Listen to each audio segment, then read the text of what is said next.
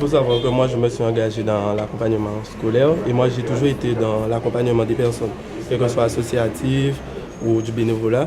Donc, j'ai choisi ce poste pour accompagner nos jeunes, surtout les plus petits d'entre nous, parce que j'ai jamais encore travaillé avec les plus petits d'entre nous, c'est toujours avec des personnes d'un certain âge ou du même âge que moi. Donc, j'ai choisi ce poste. J'espère avoir une expérience parce que, voilà, j'ai toujours voulu travailler dans la communication. Donc, j'espère, grâce à ça, je vais pouvoir acquérir encore de nouvelles expériences, de nouvelles acquis et pour pouvoir mettre ça en place dans la vie future. Ben, ça va faire une activité pour les jeunes. 8 mois qu'on va se lever avec un but et puis fonctionner et puis aider la commune. Faire tout ce qu'on peut. Quoi précisément? Ben, c'est-à-dire, moi je me suis mise pour accompagner les enfants. Donc, comme je sais qu'il y a certains parents qui disent que les enfants ne sont pas assez accompagnés, donc ça va faire des accompagnements de plus. Une avancée et selon ce que j'ai compris ce matin, on aura beaucoup d'aide comme pour le permis de conduire. Ça qui est très important. Donc il y a tout ça aussi. Si j'ai signé, je me suis levée ce matin, c'était pour un but, donc je ne vais pas abandonner en chemin. Il faut continuer. Et il faut donner le pouvoir pour. Donc on va y aller tous les matins. Non, pas encore, mais grâce à ça, je vais pouvoir me fixer. Alors, pour moi, c'est une mission qui est très importante parce que les jeunes en service civique, c'est eux qui sont censés faire l'avenir de demain, quoi.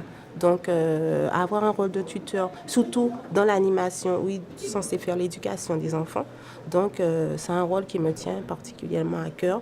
Moi, et éventuellement, l'ensemble des tuteurs qui sont en fonction dans les différents services.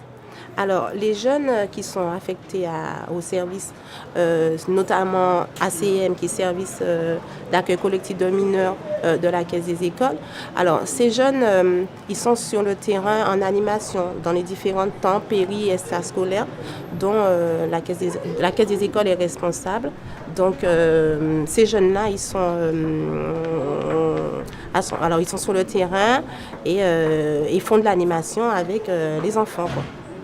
À l'heure des animations des temps extra et périscolaires. Alors, on a un projet pédagogique qui est déterminé. Donc, les jeunes, en arrivant, ils sont encadrés par les animateurs BAFA, qui ont le brevet d'aptitude de fonction d'animateur, qui sont déjà sur le terrain. Parce qu'il faut savoir que ces jeunes-là, ils ne peuvent pas être seuls à encadrer. Il faut absolument qu'il y ait quelqu'un de formé avec eux, notamment en animation, plus leur tuteur. Ben oui, forcément, puisque sur le territoire de Bouillotte, on a quand même des jeunes qui sont en situation d'ailleurs de chômage et qui, après un parcours scolaire, se retrouvent livrés à eux-mêmes et qui viennent de milieux sociaux différents. Et donc l'idée au travers de ce contrat de service civique, c'est de faire en sorte que l'on retrouve toutes les catégories sociales au sein de la collectivité, sur des missions d'ailleurs qui peuvent toucher aux aspects sociaux, mais aussi à l'environnement, la culture, la citoyenneté, etc.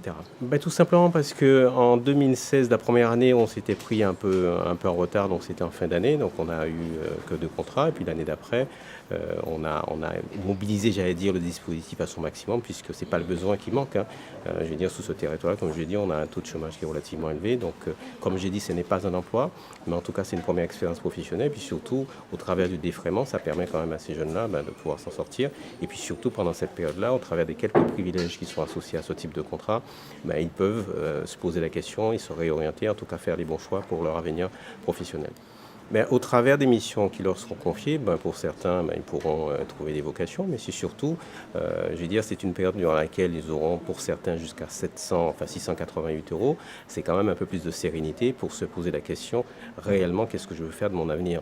Vous savez, quand vous êtes dans la rue, entre parenthèses, on n'assume pas trop cette expression-là, et que vous n'avez aucun revenu, c'est quand même beaucoup plus difficile de réfléchir, alors que quand vous êtes dans la même situation, mais vous avez des revenus qui vous permettent, j'allais dire, de vous poser des questions, d'avoir plus de sérénité pour faire vos choix professionnels, vos parcours d'avenir.